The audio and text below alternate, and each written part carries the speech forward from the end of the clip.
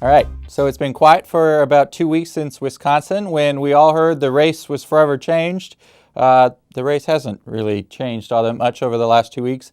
In a lot of ways, all of the polling data out there has been incredibly stable in New York, and we've got a lot of data that's traditionally very good data, showing that both of these contests have kind of flatlined in the New York primary in particular. There's been some ebbs and flows in other states, national numbers, but New York has been incredibly stable. Part of that is the closed registration period. It's a closed primary as well as this registration deadline to switch into parties was a long time ago, far before a lot of these contests became competitive to the point where New York voters maybe even thought about switching their party registration. So I want to walk through very quickly the delegate math going into tomorrow and what, based on what we expect, coming out of tomorrow to show how it will or will not change these races. First, on the Democratic side. So this is the New York Times count, which I think is maybe the best count as of this morning in terms of allocating these. 1307 to 1087, 220 delegate lead or so in the pledged count for the Clinton campaign. That's our lay of the land. Tomorrow, what are we looking at? Well, from a polling perspective, my model has it in this mid 12% range. Again, there's been a lot of stability in these polls. There's still some good bands that could show Sanders getting within 10 points or so on a good night, and the upper teens for Clinton. But the bands are generally within this low teen range pretty consistently, more consistently than any other state out there. Again, the reason, likely because we've got a closed primary format with pretty restrictive registration rules. No same-day registration switches or anything like that here. So what we've seen is just this kind of locked-in race. If this kind of comes out in a proportional way that we expect, what is it going to look like after tomorrow? Sanders would then need about 60% of the remaining delegates. Going into tomorrow, he needs 57%. So in some ways that sounds like a small change, and in some ways it is in terms of shifting how much better he needs to do in the remaining states. But aggregating that 3% out becomes a big deal because one of the biggest contests in the Democratic side, or the GOP side as well, is taken off the map. So that runway is getting smaller and smaller with each of these passing states.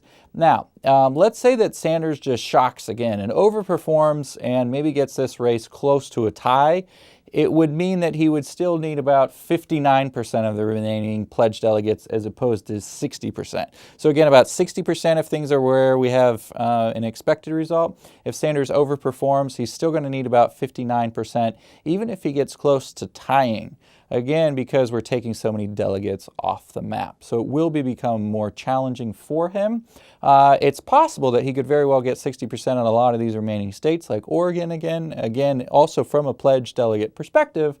But we've got another big batch of Tuesday states coming up here in a week that also look incredibly challenging for him. More on that in the coming days. On the Republican side, this is the CNN count that I think is the best at allocating right now. We've got just over a 200 delegate lead for Donald Trump. These are the bound delegates. Again, the magic number is 1237, although we still have a good amount of pledge that aren't actually allocated as of yet. So look at this kind of notion of a 200 delegate lead going into tomorrow. What do we know about New York now on the Republican side? We know that Trump has a steep climb to get to 1237. He needs well more than a majority of the delegates in a lot of these upcoming states to really make that happen. But we're also switching over to a winner-take-all format in a lot of these states. What does that mean tomorrow? A conservative estimate, if the polling is remotely right here, it seems like there's a very good chance that Donald Trump's going to come out with 55% of the vote tomorrow in New York. If he gets to something like 55, certainly anything over 55, and this number is going to be much better, we've got 95 delegates coming out of New York that are pledged.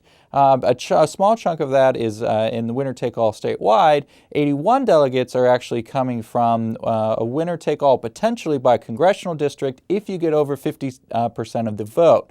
So this 83 estimate is actually based on, if you allocate Trump's numbers based on where it looks like they're going to come in, and you say he might win something like 15 of those congressional districts, by more than 50% of the vote, he's going to get all 3 of those. And then if you allocate the other 12 or so, where he gets 2 of the 3, and then maybe 1 goes to a candidate like Kasich, who's not on this map, but actually might beat Ted Cruz in New York tomorrow, Trump might come out in the low to mid-80s. Now, if Trump really wins everywhere, he's going to hit 90, if not sweep all of these delegates tomorrow. But I think 83 is a conservative estimate, but I think it's on the low end still, right? I mean, I would be more surprised if Trump ends up only in the mid-70s than if he ends up in the upper 80s. It's possible, but the point is Trump is going to sweep all to most of these delegates tomorrow if the results come out as we expect. So how does that actually change the delegate count? Well, Cruz could stay very close to the 553 that he's at. 0-ish delegates tomorrow, maybe 4 or 5. If he beats John Kasich and holds Donald Trump under 50%, he might get a delegate out of those congressional districts. It's possible, but there aren't going to be many of those situations to occur if what happens is what we expect to happen. Trump then jumps up to this 840, 850 number, getting very close to, instead of a 200 delegate lead, close to a 300 delegate lead, if he's sweeping almost the 95 delegates, right, in New York tomorrow, almost 100 delegates at stake. Coming out of tomorrow, the map for Trump then, and the math, gets a lot better as far as him getting closer and closer to needing to just split the remaining delegates. Oh, by the way, we have another map next week that looks good for Hillary Clinton, but also looks good for Donald Trump in Pennsylvania, right, in Delaware and Maryland. A bunch of winner-take-all dynamics that are similar to New York. If Trump is getting 90% of the delegates out of New York, he may also get something like 80, 90% of delegates out of some of these mid-Atlantic and Northeast states next week. Suddenly this map gets easier and easier for him to make 1237 believable after all, especially if this CBS poll, YouGov poll out of California is to be believed, that actually shows Trump getting close to 50% of the vote in California. The big batch of delegates here at the end of the road. So if Trump leaves New York tomorrow as we expect, you'll probably hear a lot different chatter that even though there have been folks like me saying this the whole time, the map for Trump to get close to, if not actually get 1237, is still possible. And we'll have a better indication of that coming out of tomorrow. Till then.